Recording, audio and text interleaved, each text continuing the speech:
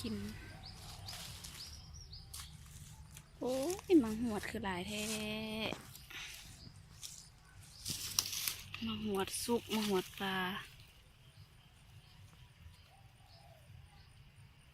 หวานได้นี่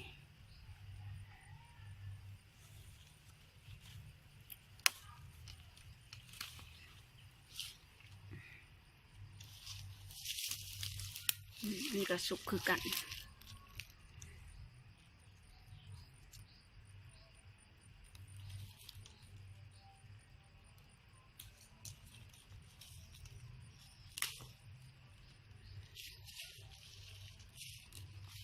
โอ้อันนี้ยังพวงใหญ่ใหญ่คัก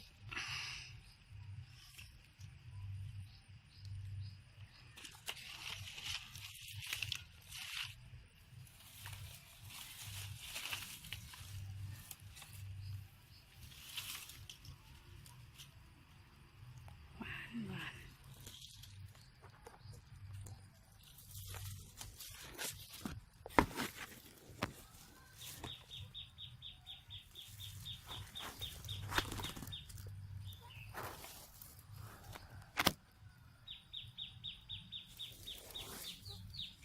ชิมมั้งหวาน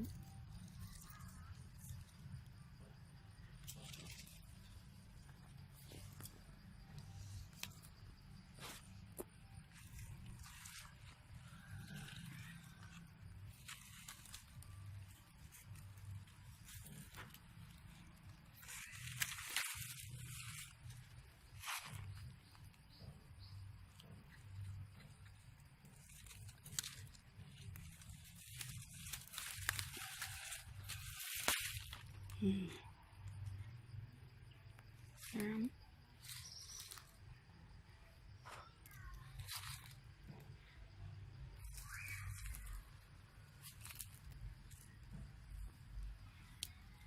โอ้ยคือมันยุงหลายทีดี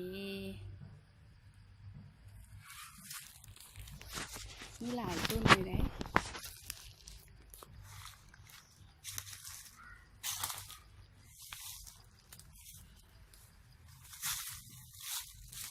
อันนี้ก็สุกคือกัน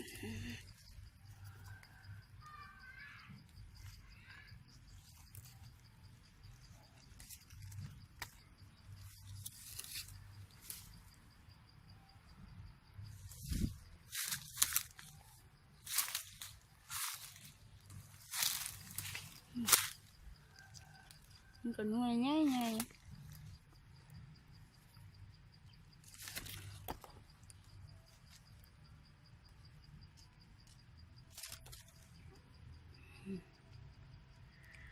มันเป็นตาแซ่บ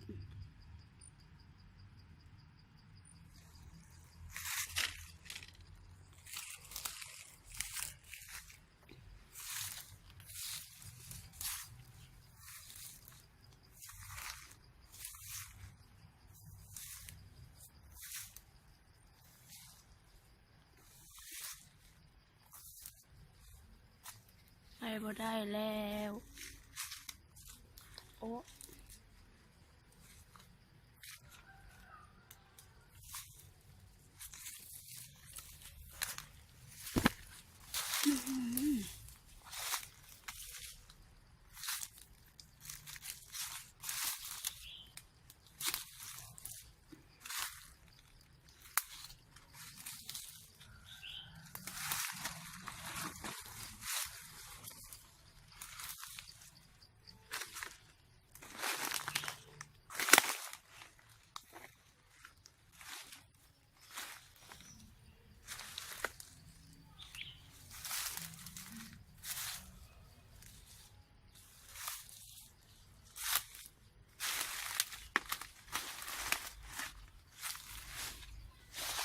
กันมาหวดคือกัน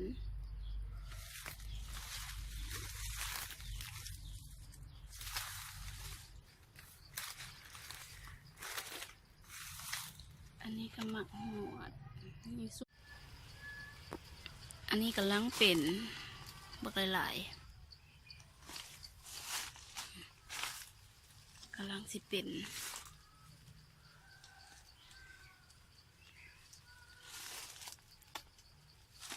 ทางไหนก็เจอเต็นหมักหวดเอาแกนมันไปต้มกิน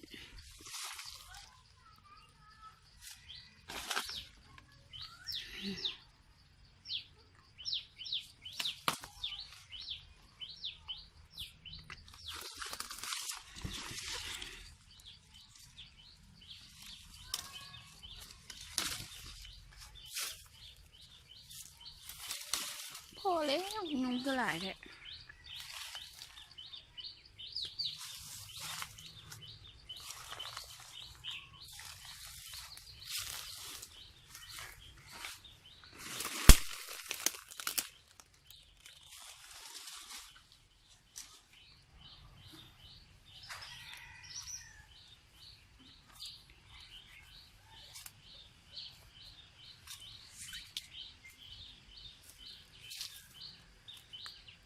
มาหวดสวนคุณยาย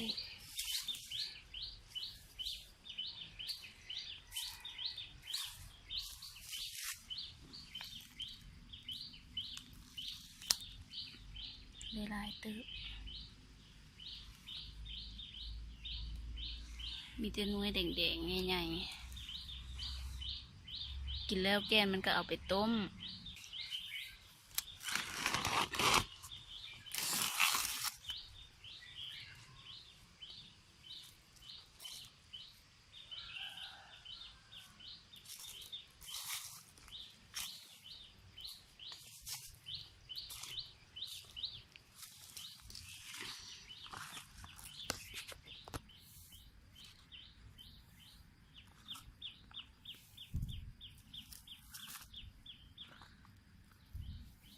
มื้อนี้เอาซำนี้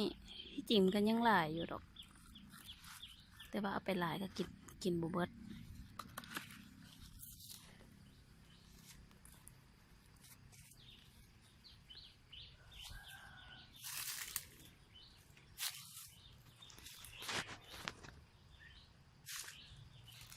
กลับบ้าน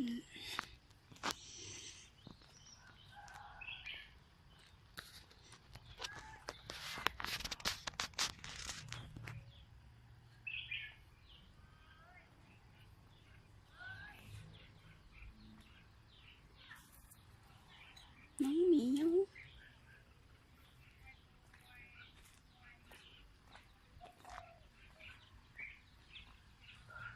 คุณยาย